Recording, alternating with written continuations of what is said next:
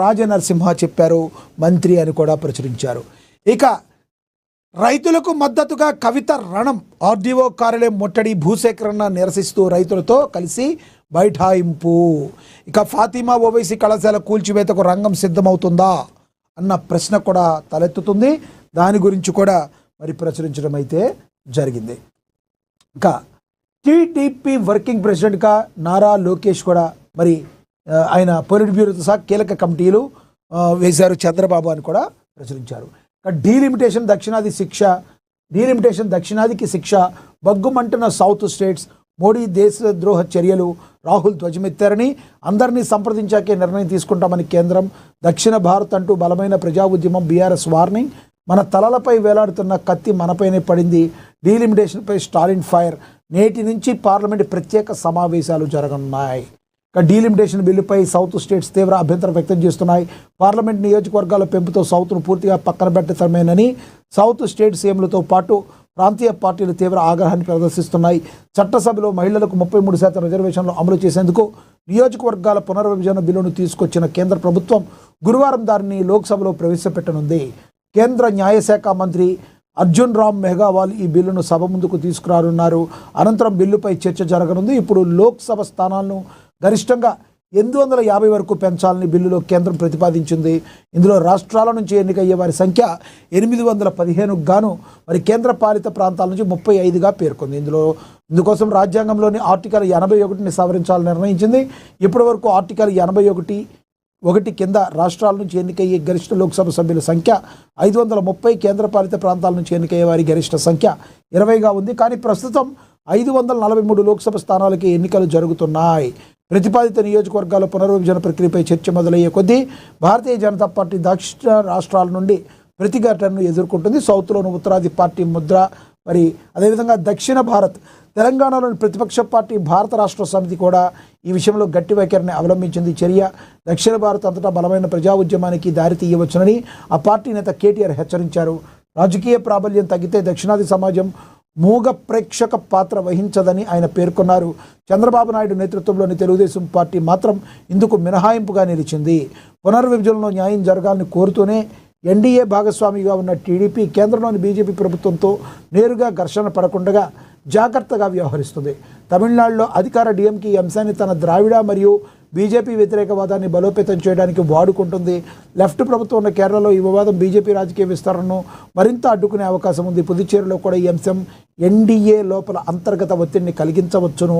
స్టాలిన్, రేవంత్ రెడ్డి, పినరయి విజయన్ వంటి ప్రభావితమైన నాయకులు కఠిన వైఖరిని తీసుకోవడం, టీడీపీ సమతుల్యతను పాటించడంతో పునర్విభజన అంశం కేంద్ర ప్రభుత్వానికి, ముఖ్యంగా దక్షిణాది రాష్ట్రాల్లో ఒక కీలక రాజకీయ పరిణామంగా ఇదైతే చోటు చేసుకుంది. ఏది ఏమైనప్పటికీ కూడా జనాభా ప్రాతిపదికన విడగొడితే ఆ తర్వాత ఉత్తరాది రాష్ట్రాల్లో మరి వాళ్ళ ప్రభావం ఎక్కువైన తర్వాత దక్షిణాదికి రాజకీయ అవకాశాలు కూడా కంప్లీట్గా తక్కువైపోతాయి. అసలు ఆ మాటకు వస్తే దక్షిణాదిని పరిగణలోకి తీసుకునే అవకాశం కూడా ఉండకుండా ఏకపక్ష నిర్ణయాలు కేంద్రం తీసుకునే అవకాశం చాలా స్పష్టంగా కనబడుతుందని సౌత్ మొత్తం కూడా మరి తమ గొంతుకునైతే వినిపిస్తున్నాయి. దానిలో అధికార ప్రతిపక్షం అనే తేడా లేకుండా ఇక్కడ కాంగ్రెస్ కావచ్చు, బీఆర్ఎస్ పార్టీ కూడా తన గళాన్ని గట్టిగానే వినిపిస్తుంది. తమిళనాడులో ఇక డిఎంకే అయితే సరే మనకి తెలుసు.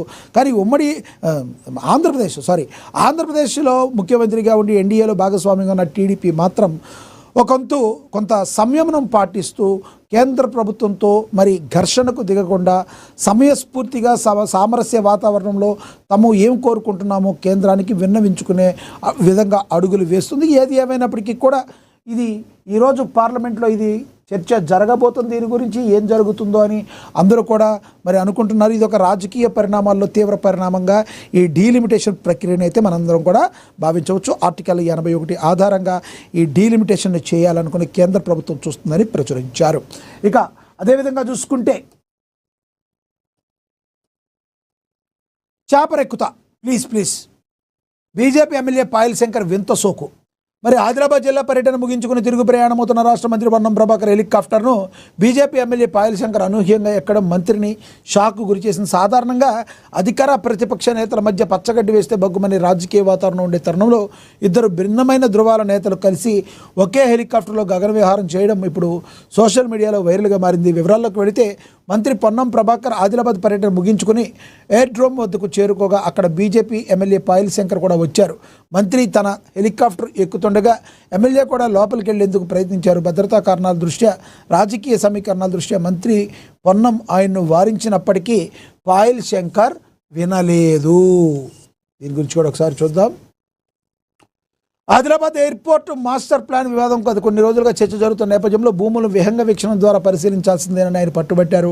పొన్నం జిల్లా మంత్రి కాదు, ఆ శాఖతో పొన్నం జిల్లా మంత్రి కాదు, ఆ శాఖతో కూడా సంబంధం లేదు. కానీ పాయల్ శంకర్ ఆదిలాబాద్లోని టౌన్లోని గగన విహారం చేయాలన్న కోరికతో మంత్రిపై ఒత్తిడి చేయడంతో చేసేది లేక మంత్రి ఆయన్ను తనతో పాటు తీసుకెళ్లాల్సి వచ్చింది.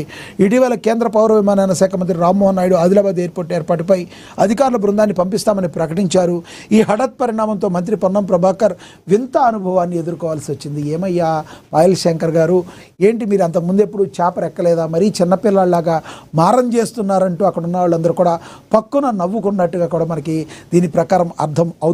ఏది ఏమైనప్పటికీ కూడా పాయల్ శంకర్ మరి తాను ఎటువంటి పరిస్థితుల్లో గగనంలోంచి మీతో పాటు నేను కూడా చూడాల్సిందేనని పట్టుబట్టడంతో మంత్రి పొన్నం ప్రభాకర్ చేసేదేమీ లేక ఆయన కూడా మిన్నకుండిపోవాల్సి వచ్చిందని కూడా ప్రచురించడం జరిగింది. ఇక అదేవిధంగా చూసుకుంటే టీడీపీ వర్కింగ్ ప్రెసిడెంట్గా నారా లోకేష్, పొలిట్ బ్యూరో సహా కీలక కమిటీలు వేసిన చంద్రబాబు. ఇది చాలా కీలక పరిణామం టీడీపీలో. ఎందుకంటే తెలుగుదేశం పార్టీలో సంస్థాగత మార్పులకు శ్రీకారం చుడుతూ పార్టీ జాతీయ అధ్యక్షులు ముఖ్యమంత్రి నారా చంద్రబాబు నాయుడు కీలక నిర్ణయం అయితే తీసుకున్నారు. యాక్చువల్గా టీడీపీలో ఇలా వర్కింగ్ ప్రెసిడెంట్ అనేది ఇప్పుడు వరకు అసలు తావే లేదు. గతంలో ఎన్టీ రామారావు గారు స్థాపించాక ఆయనే పార్టీ అధ్యక్షుడు, ఆయనే సీఎం. చంద్రబాబు నాయుడు గారి తర్వాత ఆయనే పార్టీ అధ్యక్షుడు, ఆయనే సీఎం. ఇలా వర్కింగ్ ప్రెసిడెంట్ అని కొత్త విధానాన్ని సృష్టించి ఈ రోజున నారా లోకేష్కి కీలక బాధ్యతలు అప్పగించడం వెనుక పెద్ద రాజకీయ పరిణామం అయితే ఇక్కడ ఉందన్నట్టుగా అందరూ కూడా భావించవచ్చు. మనకు తెలుసు ప్రస్తుతం అక్కడ కూటమి ప్రభుత్వం ఉంది. కూటమిలో చాలా కీ రోల్గా జనసేన అధినేత పవన్ కళ్యాణ్ ఉన్నారు. మరి తెలుగుదేశం పార్టీ ఒకనొక టైంలో మరి ఏమైపోతుందో అన్న టైంలో చంద్రబాబు నాయుడు గారు జైల్లో ఉన్న టైంలో వెళ్ళి స్నేహహస్తం అందించి ముందుకు వెళ్ళిన పవన్ కళ్యాణ్ గారు మరి ఈ రోజున జనసేన అధినేతగా డిప్యూటీ సీఎంగా ఉన్నారు. కానీ నారా లోకేష్ని వర్కింగ్ ప్రెసిడెంట్ చేసిన తరువాత కొంత గందరగోళం అయితే అక్కడ నెలకొంది. ఎందుకంటే నెక్స్ట్ సీఎం లోకేష్ అని ఎప్పుడైతే వస్తున్నాయో, ఊహాగానాలు వస్తున్నాయో, మొన్న ఉగాదికి అయిపోవాలని ఎవరైతే అనుకున్నారు, కాబట్టి ఒకేసారి అక్కడ చెప్తే ఏమైనా ప్రాబ్లం వచ్చింది అనుకున్నారు, ఏదైతే తెలియదు. కానీ రానున్న రోజుల్లో ఒకేసారి లోకేష్ని సీఎం చేసిన ఆశ్చర్యపోసలేదు. అదే కన్నా జరిగితే జనసేన అధినేత పవన్ కళ్యాణ్ పరిస్థితి ఏంటి అని జన సైనికులు, జనసేన కార్యకర్తలు, జనసేన అభిమానులు, పవన్ అభిమానులు కూడా కోరుకుంటున్న పరిస్థితి. చూడాలి ఇది రానున్న రోజుల్లో మరి జరుగుతుందా. ఒక 2-3 ఏళ్ల పాటు ఇదే విధంగా ఆయన వర్కింగ్ ప్రెసిడెంట్గా ఉంటారా? అప్పట్లో రాహుల్ గాంధీ చేసిన తప్పు చేయరా? అదేవిధంగా కేసీఆర్ చేసిన తప్పు, కేటీఆర్ని సీఎం చేయకుండా ఉన్న తప్పు చేయకుండా మరి చంద్రబాబు గారు చిన్నబాబుని సీఎంగా ప్రకటిస్తారు. ఇవన్నీ కూడా $1 మిలియన్ ప్రశ్న. ఏది ఏమైనప్పటికీ కూడా ఇది మొత్తం బాల్ చంద్రబాబు కోర్టులో ఉందా లేదంటే బీజేపీ కోర్టులో ఉందా, ఇది కూడా మనం ఆలోచించాలి. ప్రధాని నరేంద్ర మోడీ ఒక్కసారి గ్రీన్ సిగ్నల్ ఇస్తే నారా లోకేష్ను సీఎంగా ప్రకటించే పెద్ద విషయం కాదు. కానీ ఇక్కడ పవన్ కళ్యాణ్ అనే వ్యక్తి కూటమి యొక్క కలయికకు చాలా కేంద్ర బిందువుగా ఉన్న వ్యక్తి. మరి ఆయన్ను కాదంటే మరి ఓట్లు షేర్ తర్వాత టర్న్ అవుతాయా అవ్వవా, ఎన్ని రాజకీయ పరిణామాల మధ్య ఉంది. అయితే ఎవరి అంతర్గత పార్టీలో వాళ్ళని వర్కింగ్ ప్రెసిడెంట్ చేసుకోవచ్చు. టీడీపీకి ఆ హక్కు ఉంది.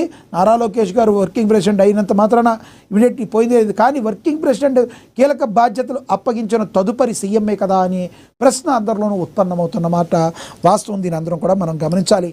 మీరేమనుకుంటున్నారు దీని గురించి కమెంట్ బాక్స్లో కమెంట్ అయితే చేయండి. ఇక్కడ ప్రచురించింది చూస్తే పార్టీని మరింత బలోపేతం చేయడం, ఆధునిక విధానాలతో ముందుకు తీసుకెళ్లాలనే లక్ష్యంగా ఈ నియామకాలు చేపట్టినట్లుగా పార్టీ వర్గాలు అయితే వెల్లడించారు. పార్టీ జాతీయ వర్కింగ్ ప్రెసిడెంట్గా నారా లోకేష్ నియమించారు. యువ నాయకత్వానికి ప్రాధాన్యత ఇస్తూ పార్టీ కార్యకలాపాలను దేశవ్యాప్తంగా విస్తరించేందుకు ఈ నిర్ణయం తీసుకున్నట్లుగా సమాచారం. అదేవిధంగా కాకినాడ జిల్లాకు చెందిన రాజ్యసభ సభ్యులు సానా సతీష్ బాబును పార్టీ జాతీయ ఉపాధ్యక్షుడిగా నియమించారు. పార్టీ పట్ల ఆయనకున్న నిబద్ధత, అనుభవాన్ని గుర్తించి ఈ బాధ్యతలు అప్పగించినట్లుగా తెలిపారు. తనను జాతీయ ఉపాధ్యక్షుడిగా నియమించినందుకు సానా సతీష్ బాబు